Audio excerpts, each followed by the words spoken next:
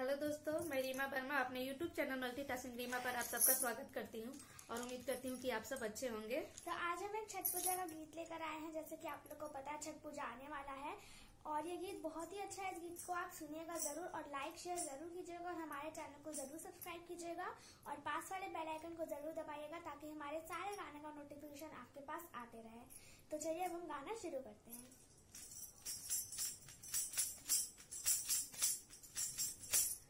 गोड़े खड़ुआ आदित बाबा कंधा पर जाने, अरे गोड़े खड़ुआ सूरज बाबा कंधा पर जाने, अरे चली भैले आहो आदित बाबा गंगा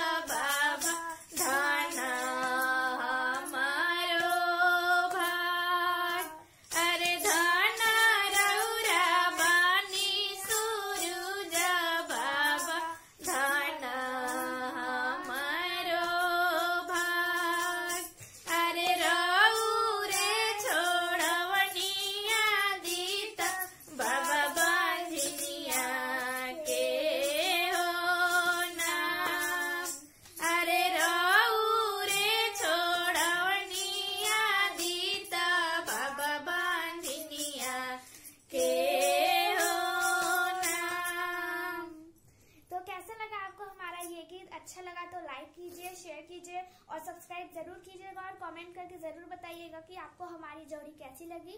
तो हम आपको मिलते हैं अपने नेक्स्ट वीडियो में, तब तक के लिए bye bye and tata. Thanks for watching.